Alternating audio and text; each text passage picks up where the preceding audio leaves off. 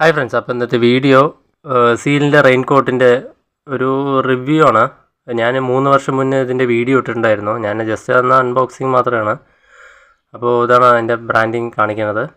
അപ്പോൾ ഇതിൽ നെഗറ്റീവായി തോന്നിയത്, എനിക്ക് മഴ തട്ടി ചെസ്റ്റ് ഭാഗം ഫുള്ളും അങ്ങോട്ട് നനയും.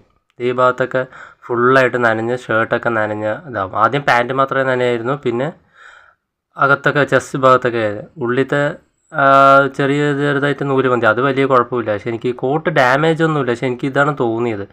എടുത്തൊരു 8 മാസമൊക്കെ കഴിഞ്ഞത് തന്നെ അത്യാവശ്യം ലീക്കാവാൻ തുടങ്ങിയിട്ടുണ്ട്, ഉള്ളിലേക്ക് വെള്ളം കയറാൻ. അതുപോലെ കയ്യിലത്തെ അഡ്ജസ്റ്റബിൾ സ്ട്രാപ്പ് അത് പൊട്ടിയിട്ടുണ്ട്. രണ്ടും കാണാൻ ലുക്കെന്നേ ഉള്ളൂ. മെറ്റീരിയൽ ആ ഭാഗത്തൊന്നും ഡാമേജ് ഒന്നുമില്ല. പക്ഷേ എന്താ ബുദ്ധിമുട്ട് പറഞ്ഞു വെച്ചാൽ വെള്ളം അകത്ത് കയറണം. നമുക്ക് റെയിൻകോട്ട് വാങ്ങുന്നത് വെള്ളം അകത്ത് കയറാണ്ടിരിക്കാനാണ്. പക്ഷെ നല്ല മഴ പെയ്യും മാത്രമേ ഈ പ്രോബ്ലം വരുന്നുള്ളൂ. ഇതിപ്പോൾ എന്തുകൊണ്ടാണെന്ന് എനിക്കറിയില്ല. അതുപോലെ പാൻറ്റിൻ്റെ ആണെങ്കിലും അകത്ത് വന്നിട്ട് ഒരു മെറ്റീരിയൽ ഉണ്ട് വെള്ളം കയറാണ്ടിരിക്കുക, അത് മുട്ട് വരെയൊക്കെ ഉള്ളത്. അത് ഞാൻ നേരത്തെ പറഞ്ഞിട്ടുണ്ടായിരുന്നു. അപ്പോൾ അതും ഡാമേജ് ആയിട്ടുണ്ട്, കീറിയിട്ടുണ്ട് പെട്ടെന്ന്. ഇതുണ്ടല്ല, അകത്ത് ഒരു ലൈനിങ് കൊടുത്തിട്ടുണ്ട്, പക്ഷേ അതിൻ്റെ അകത്ത് അഡീഷണൽ ആയിട്ടോ മുട്ട് വരെയായിട്ടോ ഒന്നും കൂടി കൊടുത്തിട്ടുണ്ട്. പക്ഷേ എന്നാലും വെള്ളമൊക്കെ കയറുന്നുണ്ട്, നനയുണ്ട്, ഡ്രസ്സൊക്കെ നനയുണ്ട്. പാൻറ്റൊക്കെ നല്ല മഴയുണ്ടെങ്കിൽ ഫുള്ളേ അങ്ങോട്ട് നനഞ്ഞ് കിട്ടും.